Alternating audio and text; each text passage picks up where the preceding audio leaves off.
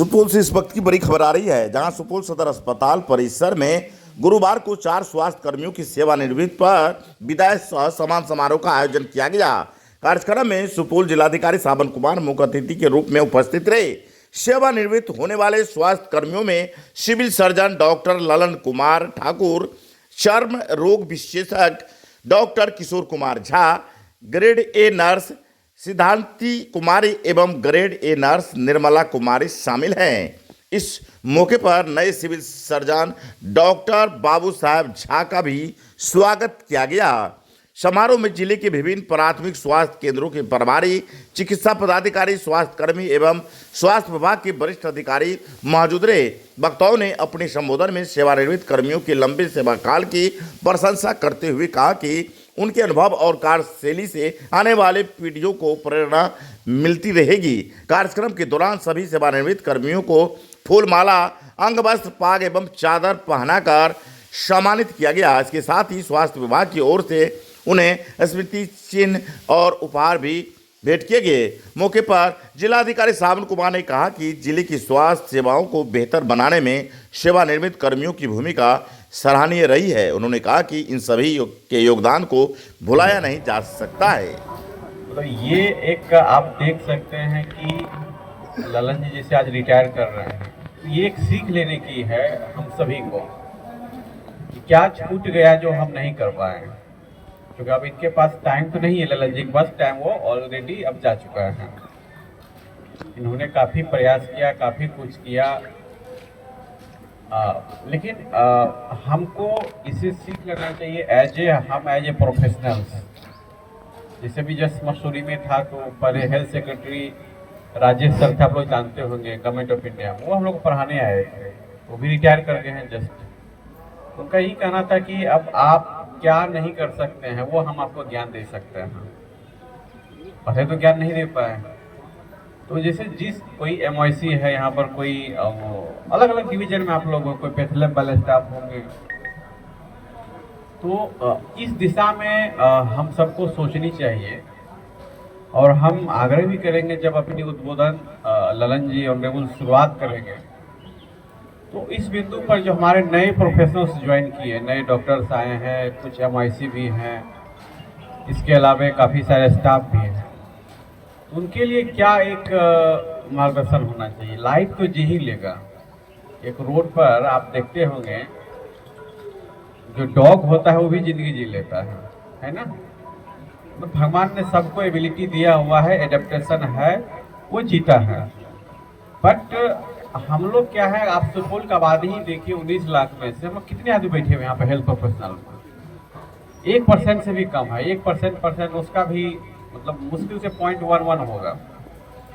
ये ग्रेट अवसर हम लोग के पास है कि जब भारत, ऑनरेबल प्राइम मिनिस्टर ने विकसित भारत का संकल्प लिया 47 में, और माननीय मुख्यमंत्री जी के द्वारा विकसित बिहार बनाने का, तो उस दिशा में, हेल्थ की दिशा में हम क्या अपनी भूमिकाएं निर्वहन कर सकते हैं, ये देखना होगा और उसमें लगना होगा हम सभी आदमियों को। ये सीखने की आवश्यकता है।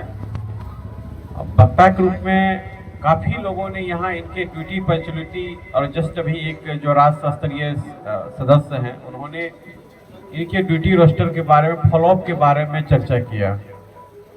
और कुछ चीज़ों में जैसे हमने वो इंस्पेक्शन किया था, इनके द्वारा जो रिपोर्ट प्रस्तुत किए तो पूरा परफेक्ट बातें लिखी गई। तो क्या हम लोग अपने सिस्टम में योगदान दे सकते हैं। ऑलमोस्ट हम सब के पास यहाँ जो मौजूद है, किसी के पास 15 साल, किसी के पास 20-22 साल का नौकरी अभी बची हुई है।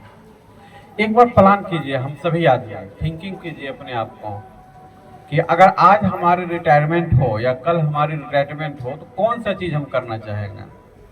जस्ट पर थॉट है, हम भी सीख रहे हैं, कोशिश कर रहे हैं। जस्ट बैठे बैठे मन में आया कि आप ये रिटायर कर गए, तो इन्होंने जब पहला नौकरी इन्होंने शुरू किया हुआ तब 92 कब किए थे, 88 में, मतलब मेरे डेट ऑफ बर्थ से भी पहले नौकरी शुरू किया है ना, होना जन्म से पहले भी। तो उस परिस्थिति पर आज में हेल्थ काफ़ी चेंजेज हुआ है, आप देख रहे हैं।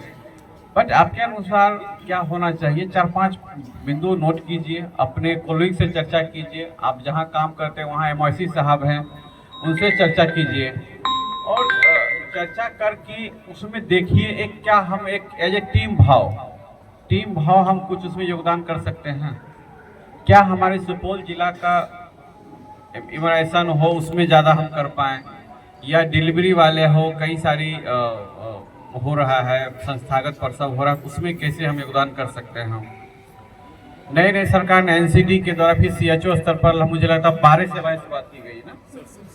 अभी हम लोग मात्र 2-3 पर ही फोकस कर पा रहे हैं, तो उसको कैसे 12 पर हम कम्पीट करें। क्या मेरा पंचायत पूरा एनसीडी स्क्रीनिंग हो सकता है 100%? जो जिस प्रकार से डायबिटीज का, हाइपरटेंशन का बढ़ रहा है, तो ये एक सोचने की प्लेटफॉर्म होता है। बस देखो, नौकरी तो आप नहीं भी करोगे फिर भी सरकार सैलरी भी देगी, आप ये मान के चलो। बट अपने देश, समाज, अपने जिला, अपने राज्य को ऊपर ले जाना है, तो हमको सब आदमी को ललन जी से प्रेरणा लेनी चाहिए, सोचनी चाहिए। ये जो पिछले 30 साल 40 साल को नौकरी हुआ, क्या वो वर्थ है या नहीं है, और हम क्या सीख सकते हैं, मेरे हिसाब से ये देखिए। और ललन जी को मेरा विशेष रूप से बधाई, आपने एक सफल अपने कार्यकाल को पूरा किया, और अगले 1-2 महीने आप जो चीज़ नहीं कर पाए आप उसका लिस्ट बनाइए। कहीं घूमने का हो, कहीं पूजा का रह गया हो, आस्था अगर आपकी रिलीजियस है, आराम से जाइए, गाड़ी उठाइए, पूरा घूमिए 2-3 महीना। क्योंकि अब ना आपको ड्यूटी आना है, ना आपको डीएम बुलाएगा, ना सेक्रेटरी मीटिंग बुलाएगा, है ना। जैसे अभी भी हमको जाना है 3:30 बजे, एक हेल्थ का मीटिंग है ना भारत सरकार से, BCMDA प्रोग्राम पर, वहाँ जाना है, तभी आपको बुलाएंगे भी नहीं हम। अब जस्ट यहाँ से निकलेंगे BCNSC में, तो आराम से लीजिए, पूरा घूमिए, पूरा फ्री होके। कोई फैमिली मेंबर है, कोई आप उनके शादी में या नहीं जा पाए हो, बर्थडे में नहीं जा पाए हो कार्य व्यस्तता कारण, आप अभी जाइए, आप गाड़ी उठाइए, जाके सबसे बात करके आइए। आप देखिएगा आपके जीवन में बदलाव आएगा। कि हम लोग क्या है ना, नौकरी करते करते एक मशीन बन गए हैं, भले मशीन नहीं है।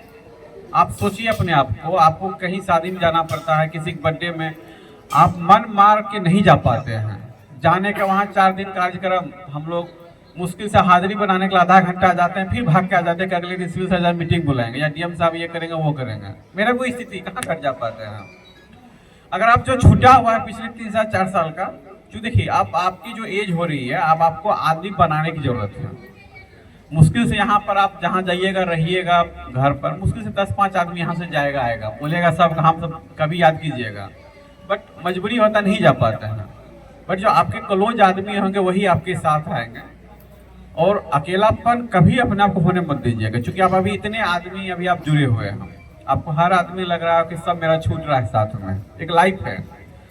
तो आप आदमी बनाइए, नेटवर्किंग कीजिए, फैमिली रिलेशन, डिस्टेंट फैमिली, कोई स्टाफ है जो आपके साथ कहीं अच्छा काम किया था उनके पास भी एक घूमिए फिरिए। मुझे लगता है कि लाइफ पूरा भरा भरा रहेगा और काफ़ी आनंद भी आएगा। और दूसरा एक चीज़ और